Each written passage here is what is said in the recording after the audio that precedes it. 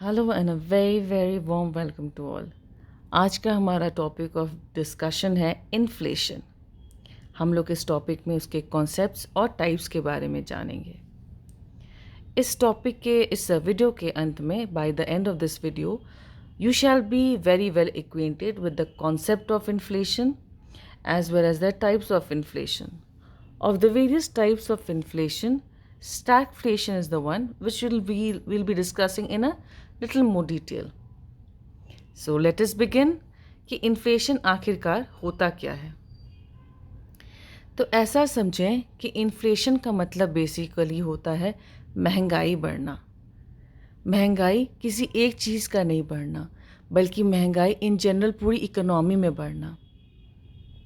जब हम ये बात करते हैं कि किसी कपड़े का दाम बढ़ गया या फिर किसी से मास्क का भी दाम बढ़ गया, तो ऐसे जब ये सब चीज़ होती हैं तो these things comes under the concept of micro economics. लेकिन जब हम लोग मैक्रो इकोनॉमिक्स का बात करते हैं तो we talk about in general economy में महंगाई बढ़ गई है।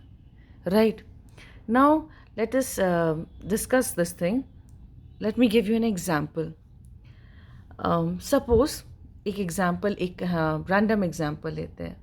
मान लीजिए आपके दादाजी, जब हमारे दादाजी ने हमारी बुआ की शादी के लिए लेनदार से 20,000 रुपये लिए 20 ईयर्स अगो, 20 ईयर्स पहले, 20 साल पहले। 20 साल पहले 20 ईयर्स का काफ़ी वैल्यू था। आप 20,000 रुपीज़ का काफ़ी वैल्यू था। 20,000 रुपीज़ में कितना तो किलो सोना वगैरह आ जाता था। उन्होंने बोला कि चलो अब बढ़िया है, आप 20% इंटरेस्ट पे या 10% इंटरेस्ट पे जो भी है आप हमें 20 साल बाद वापस कर दो। 20 साल बाद हम 22,000 रुपये वापस कर रहे हैं उन्हें। अब आप ये बताएं कि देखिए ये 20,000 20 साल पहले और ये 22,000 आज के डेट में। 20,000 20 साल पहले शायद आप 2 किलो सोना खरीद लेते, और इसमें तो 1 तोला सोना भी पूरा ठीक से नहीं आएगा। The thing is, what 20,000 was that in those days, 20,000 is not the same thing in today. Why? Because the cost of the entire thing of all the commodities have gone up. 20,000 तो वही 20,000 है ना, लेकिन 20,000 की वो खरीदने की क्षमता जो 20,000 में वो खरीद सकता था आज नहीं खरीद सकता। आप अपने दादाजी लोगों से बात करेंगे या you talk to about your grand parents, they will tell you कि हम 1 रुपये में पूरा एक बैग भर के सब्जी लेके आया करते थे। Today we don't get anything in 1 rupees, right?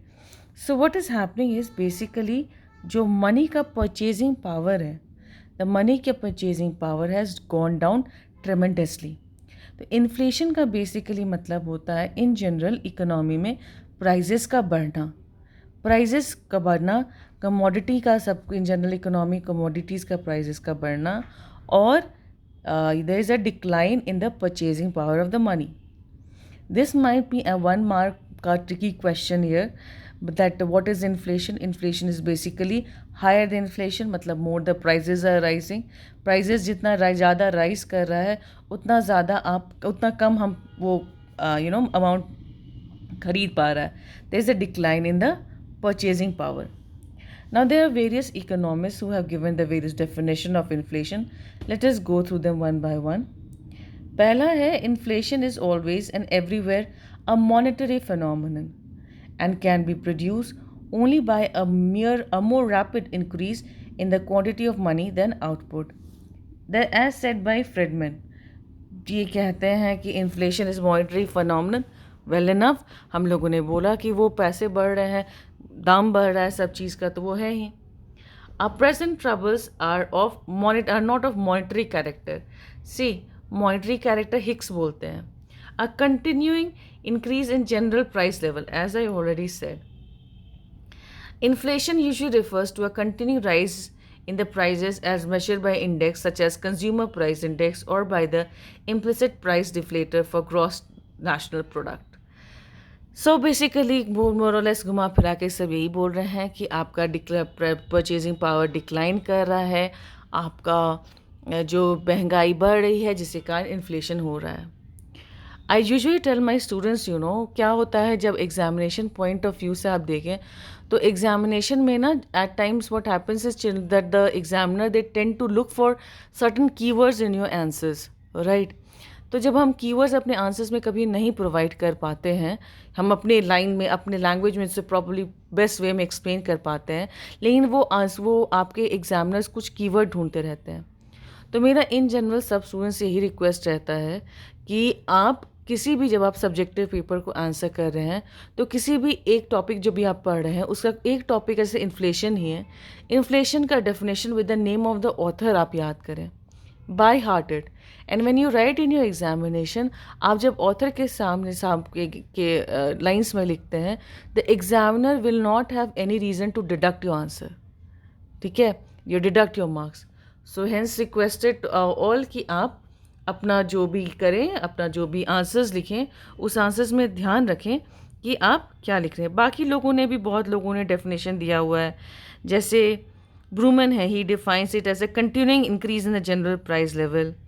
शैप्रियो है, Shapiro he says that inflation is similar terms as a persistent and appreciable rise in the general price level. सब यही बोलते हैं कि प्राइस लेवल बढ़ना है, जो हम लोग ऑलरेडी बात कर चुके हैं।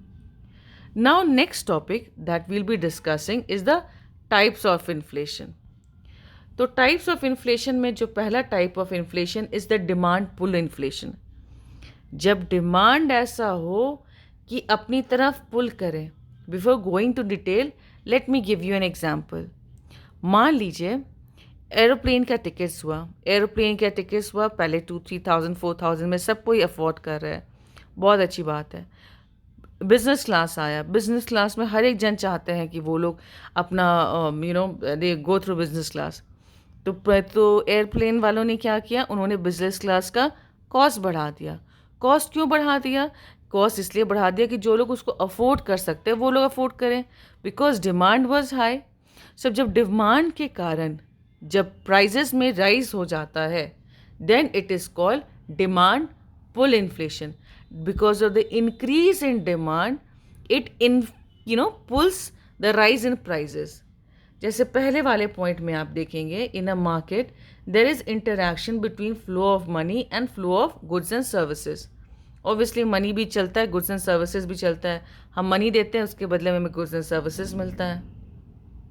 When more money chases relatively less quantity of goods and services, the excess of demand related to the supply pushes up the price of goods and services. It's जैसे हमने आपको कहा कि आप डिमांड हाई है, the demand is high, but उस तरह से गुड्स का या सर्विसेज का सप्लाई नहीं है, तो क्या होता है, जनरली डिमांड प्राइसेस बढ़ जाते हैं। ऐसा सिचुएशन जब होता है तो डिमांड के कारण जब प्राइसेस बढ़ रहा है, इन्फ्लेशन बढ़ रहा है, तो इसे हम डिमांड पुल इन्फ्लेशन कहते हैं। In other words, as a result of increase money expenditure there is demand pull inflation.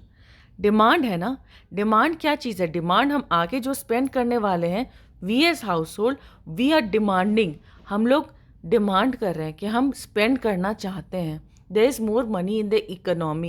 They want to spend the money because of the increased money expenditure.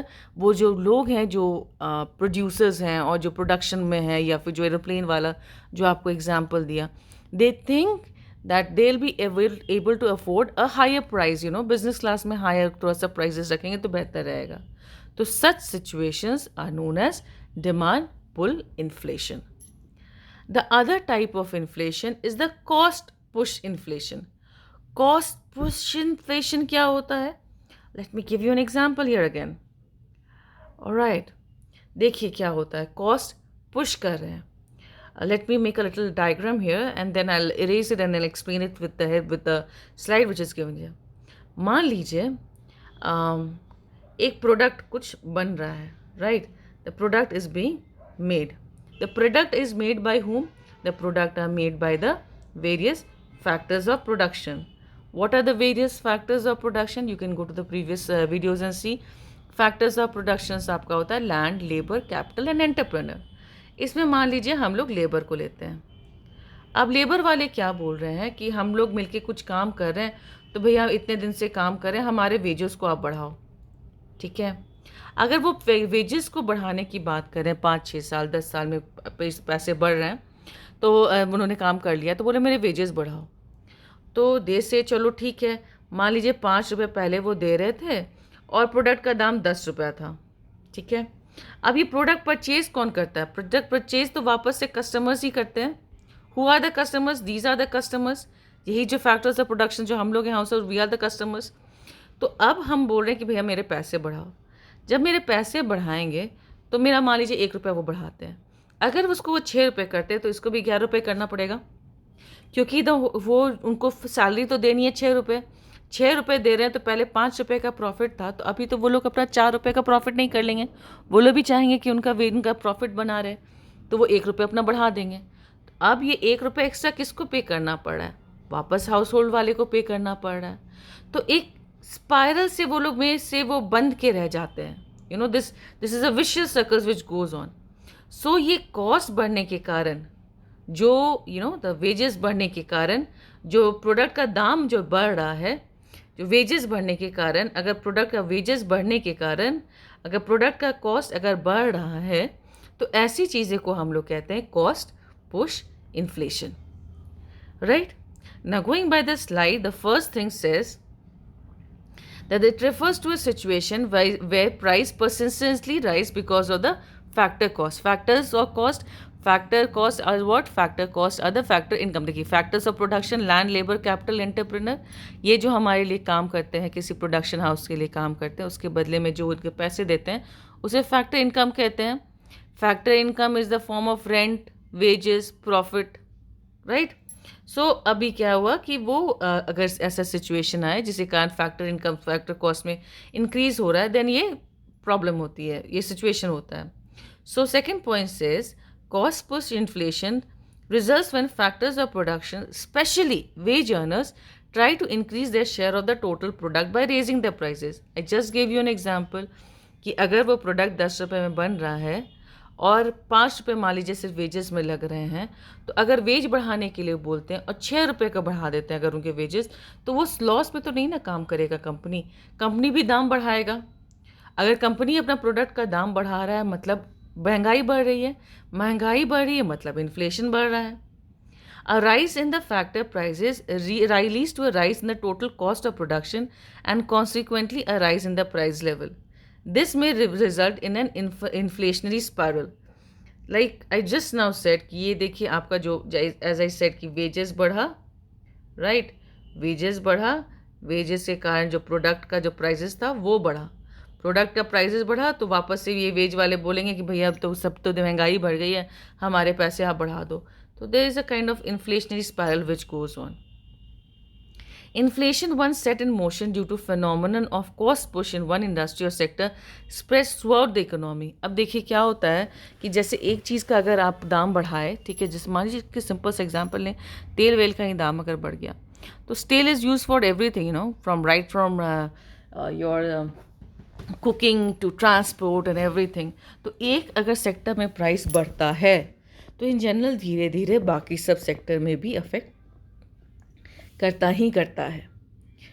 For example, due to rise in wages, please excuse their wages in the steel industry, the prices of the steel may rise and this will raise the prices of vehicles, machineries, etc.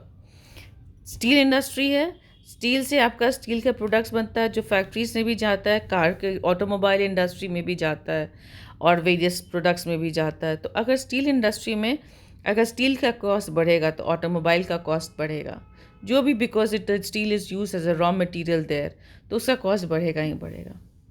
The rise in the prices of vehicles may in turn raise the cost of transport and the manufacturing goods. The cost of agriculture may also rise due to rise in the price in tractors. See how it is affecting, एक steel का दाम बढ़ा तो vehicles का दाम बढ़ा, vehicles का दाम बढ़ा, ट्रांसपोर्ट का दाम बढ़ा, ट्रांसपोर्टेशन का दाम बढ़ा तो आपका एग्रीकल्चर में भी दाम बढ़ जाएगा क्योंकि ट्रैक्टर्स का दाम सब बढ़ जाएगा, right? So ultimately food and raw materials will also go up, leading to a higher cost of living. Higher cost of living, अभी दाम बढ़ गया है, अगर हायर कॉस्ट ऑफ लिविंग है तो ऑब्वियसली लोगों को और ज़्यादा वेजेस चाहिए होगा। तो cost push inflation is much more difficult to control than demand push inflation. This is because the cost push inflation is not susceptible to direct control. Often the demand pull inflation precedes with the cost push inflation. When the former sets in, there is an increasing demand for the factors of production. The prices will also see this, leading to the raise in the general prices. You see what is happening here कि आपका दो type का हमने बात किया, एक हो गया डिमांड पुल, एक हो गया कॉस्ट पुश, राइट। अभी क्या हो ना, वेजेस बढ़ रहे हैं तो एक सर्कल में फंस रहा है। डिमांड जब पुल हो रहा है, डिमांड के कारण पुल हो रहा है, तो डिमांड जो एग्रीगेट डिमांड हम लोग आगे में पढ़ेंगे, what are the various ways in which the inflation can be controlled, तो you'll see what this demand can be controlled, right? ये डिमांड को ना कंट्रोल किया जा सकता है, बिकॉज यू सी हम लोग एग्रीगेट डिमांड जो पढ़ते हैं, aggregate demand is what, aggregate demand is equal to consumption expenditure which is done by the house hold, government expenditure which is done by the government, investment and expenditure which is done by the various industries, and net exports, ठीक है। तो जब हम demand का aggregate demand करते हैं, तो aggregate demand is basically the expenditure, right, which we are planning to do, जो हम लोग प्लान कर रहे हैं करने का in the coming financial year या इन अ ईयर। तो जब हम प्लान कर रहे हैं and we are willing to purchase this and we are able to purchase this, तो ये सारी चीज़ें आ जाती हैं। तो ये एग्रीगेट डिमांड को फिर भी कंट्रोल किया जा सकता है, लेकिन कॉस्ट पुश जो डिमांड है वो थोड़ा सा इसको कंट्रोल करना थोड़ा सा मुश्किल हो जाता है।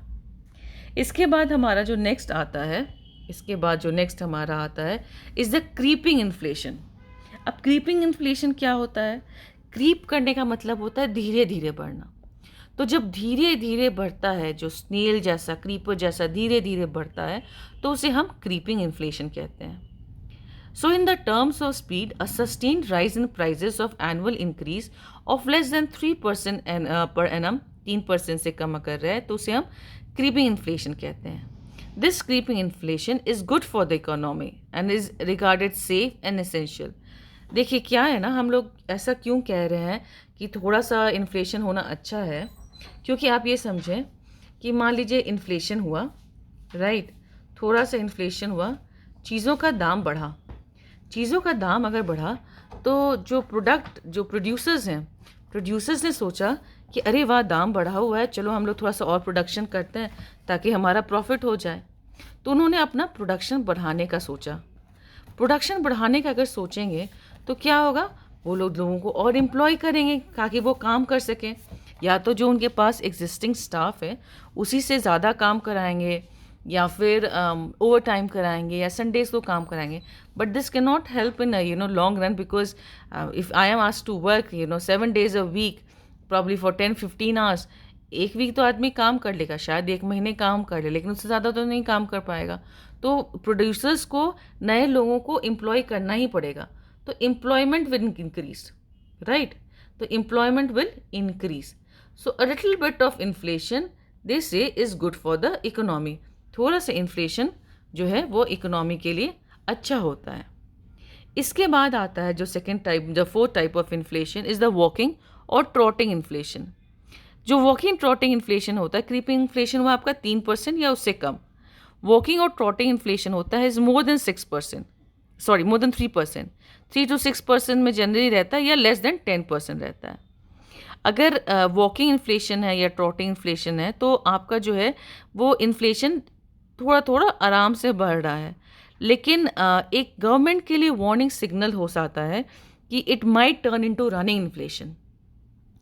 And running inflation, as we said in earlier, a little bit of inflation is good for the economy, but a big, hyperinflation, running inflation is bad for the economy. We'll study how. So creeping inflation is 3%, good. Walking inflation, sign थोड़ा सा घबरा के रहने का है, government को सचेत हो जाना है कि ये बढ़ सकता है। उसके बाद आता है रनिंग इन्फ्लेशन। रनिंग इन्फ्लेशन का मतलब हो गया कि आपका जो इन्फ्लेशन है कंट्री का वो 20% पे चल रहा है। Such inflation is it affects the poor and the middle class very adversely. और जो सरकार है, जैसे अभी के समय में right now the inflation of economy is 12.5%, which is running inflation. The government has to introduce various fiscal and monetary methods so that they can control the inflation, right? अभी next running inflation is like 10 to 20%. Hyper inflation हो गया कि जब बहुत बहुत बहुत ज़्यादा inflation बढ़ गया है। Right. So it is also called is run away ox galloping inflation. जब आपका 20 to 100% के बीच में इन्फ्लेशन चल रहा है तो उसे हाइपर इन्फ्लेशन कहते हैं. ये एक ऐसा सिचुएशन हो जाता है जब प्राइस बहुत ज़्यादा अनकंट्रोलेबल बढ़ गया है और ऐसे प्राइजेस को कंट्रोल करना बहुत मुश्किल है. So you see what we just saw that where did it go? Yeah, we just saw कि आपका इन्फ्लेशन हुआ, थोड़ा सा इन्फ्लेशन बढ़ा, हल्का सा बढ़ा, तो प्रोड्यूसर्स ने क्या किया? प्रोड्यूसर्स ने अपना प्रोडक्शंस बढ़ाया तो एम्प्लॉयमेंट भी बढ़ा, राइट. एम्प्लॉयमेंट भी बढ़ा. अब क्या हो रहा है, जब इन्फ्लेशन बहुत ज़्यादा बढ़ जा रहा है मतलब कॉस्ट बहुत ज़्यादा बढ़ जा रहा है. अगर कॉस्ट बहुत ज़्यादा बढ़ रहा है तो प्रोड्यूसर्स सब तो कैसे अपना बढ़ाएंगे? उनको तो रॉ मटेरियल्स भी ख़रीदना है ना. रॉ मटेरियल्स का भी दाम बढ़ जाएगा. रॉ मटेरियल्स का भी दाम बढ़ जा रहा है, ऊपर से आपका प्रोडक्ट का भी उतना दाम बढ़ जा रहा है. तो क्या हो रहा है कि रॉ मटेरियल्स का जब उतना दाम बढ़ जा रहा है और प्रोडक्ट का उस तरह से शायद नहीं बढ़ पा रहा है, तो क्या हो रहा है, लोग वो जो प्रोड्यूसर्स हैं वो लोग क्या करेंगे कि भैया हमारा तो नुकसान हो रहा है, हम थोड़ा सा कम ही प्रोडक्शन करेंगे, देखेंगे मेरा काम ठीक से चले.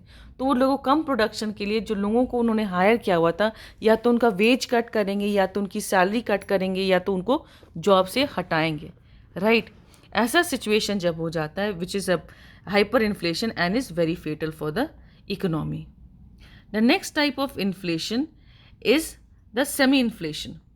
Semi inflation is according to Keynes, so long as there are unemployed people, the general price level will not increase as output increases. But a large increase in aggregate expenditure will face shortages of supplies and some factors which may not be substitutable.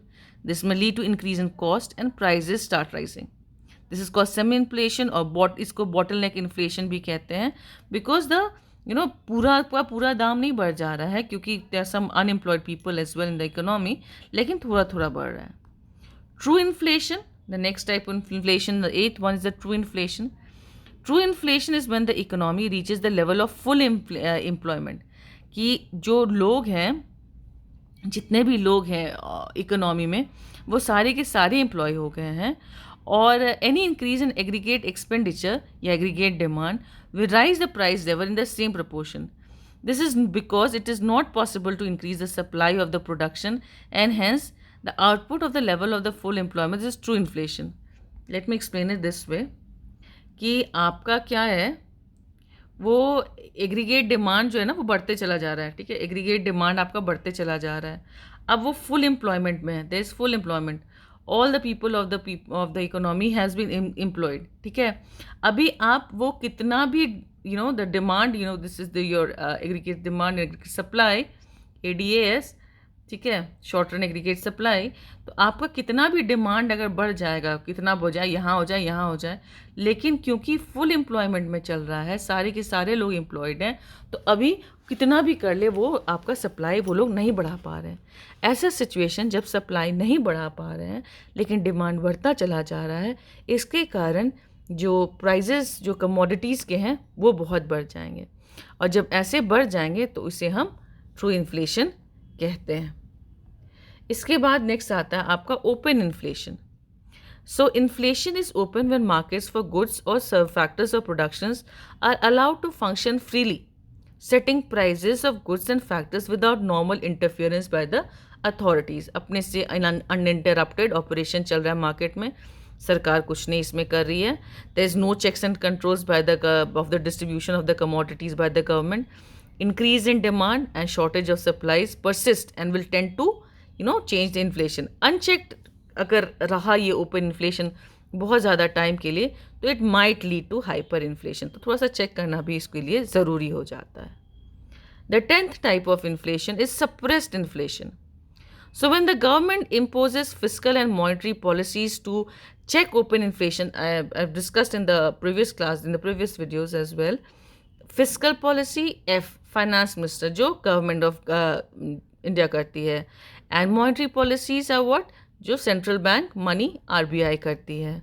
तो when the government imposes various policies either fiscal और monetary to check the inflation, it is called suppress inflation, को कम करने के लिए करती है. The market mechanisms is not allowed to function normally by the use of licensing, price controls and rationing in order to suppress extensive rise in prices. So long as such controls exist, the present demand is postponed and there is a diversion of demand from controlled to uncontrolled commodities.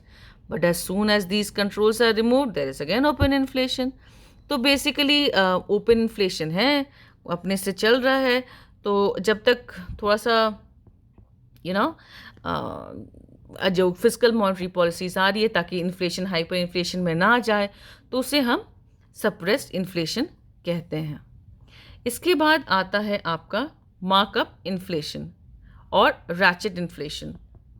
Next, sorry for this, markup inflation or markup inflation. The concept of markup inflation is closely related to the price push problem.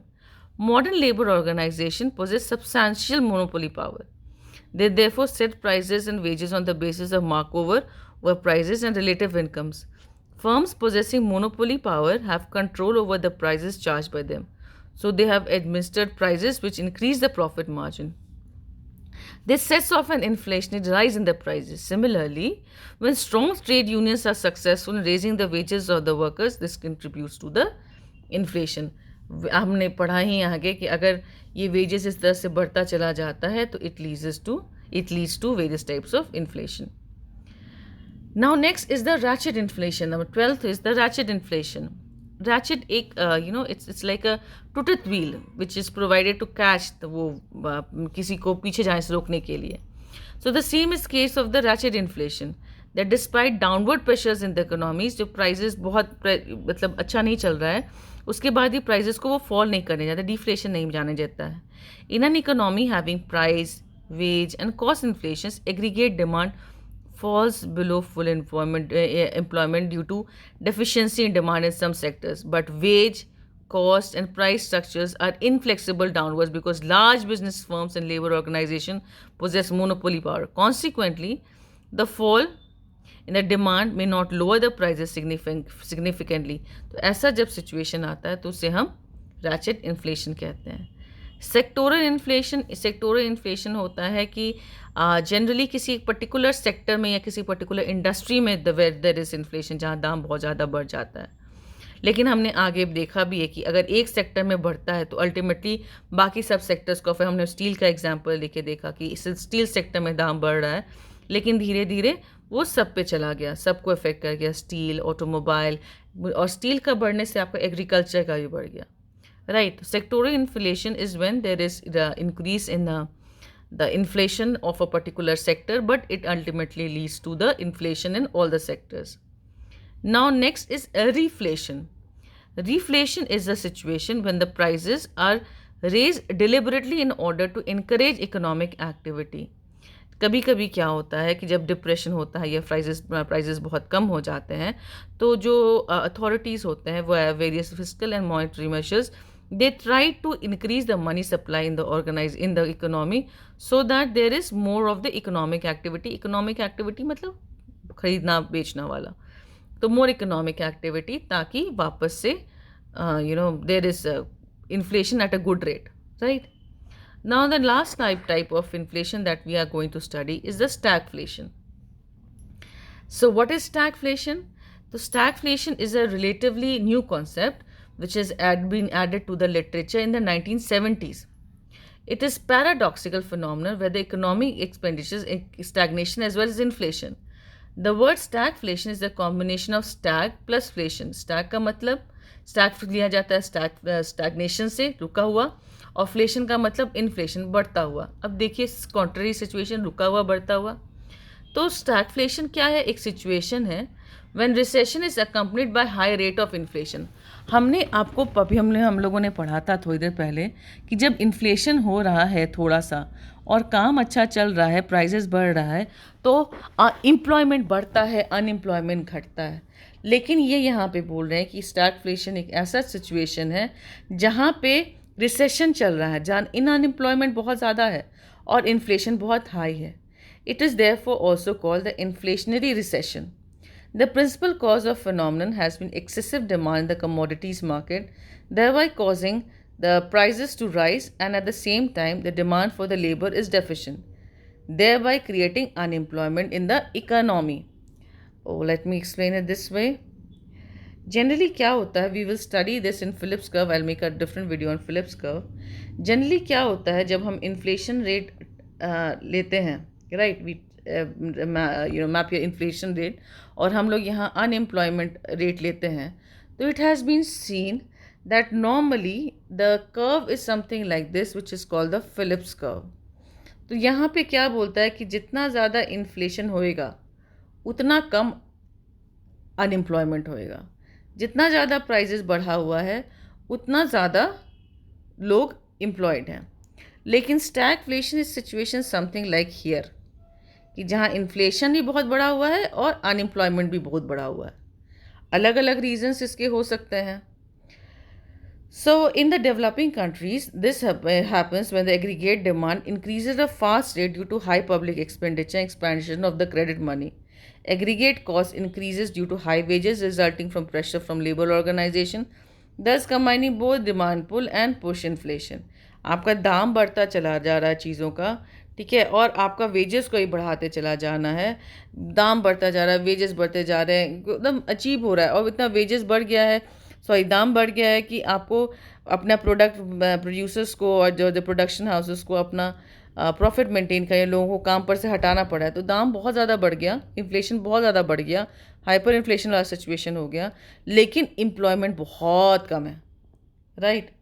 Such inflationary situations, when unchecked by appropriate monetary and fiscal measures, may lead to galloping or hyperinflation, leading to price increase even 40 to 100% every year. Imagine, buying, अभी you buy some सरसों तेल or something, आपका 200 210, imagine 400 500 हो गया तुरंत ही.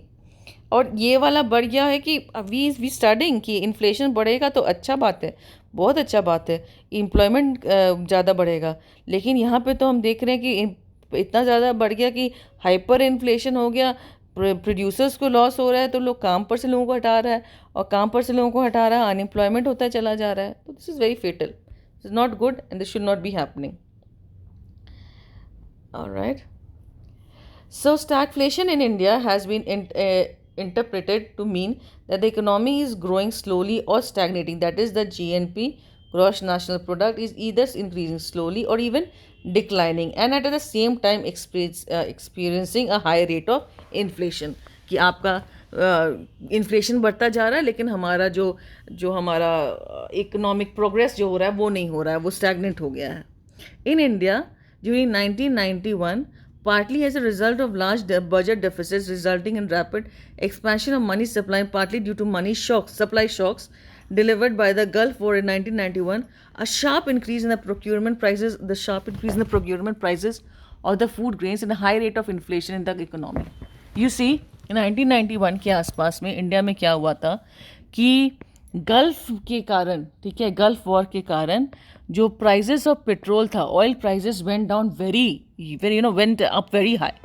अब because oil prices went up तो आपका सारी चीज़ का दाम बढ़े, ट्रांसपोर्टेशन कॉस्ट बढ़ेगा, ट्रांसपोर्टेशन कॉस्ट बढ़ा तो सब चीज़ का कॉस्ट धीरे धीरे बढ़ता चला गया. सब चीज़ का कॉस्ट बढ़ रहा है, लेकिन 1991 का वो ज़माना था जब एम्प्लॉयमेंट उतना ज़्यादा नहीं था और हमारी इकोनॉमी उतनी अच्छी नहीं थी, राइट. सो वही 1991 में फर्स्ट टाइम हमारे यहाँ जो LPG का कॉन्सेप्ट आया, लिबरलाइजेशन, प्राइवेटाइजेशन, ग्लोबलाइजेशन का कॉन्सेप्ट आया था. तो वो समय जब हमारी इकोनॉमी अच्छी नहीं है लेकिन सब चीज़ों का दाम बहुत ज़्यादा बढ़ गया है, हम कुछ खरीद नहीं पा रहे हैं. ये पैंडमिक के बाद जैसा सिचुएशन आ गया हमारा कि दाम सब चीज़ों का बढ़ गया है, अनएम्प्लॉयमेंट बहुत ज़्यादा हो गया है, kind of stagflation. Along with high inflation rate of industrial economic growth was very low. So this was all for this video. So by this end of the video, I think I hope you're well aware of what is inflation, what are the various types of inflation. If you did enjoy my video and could make through, please do like, comment and subscribe. Thank you for watching and happy learning.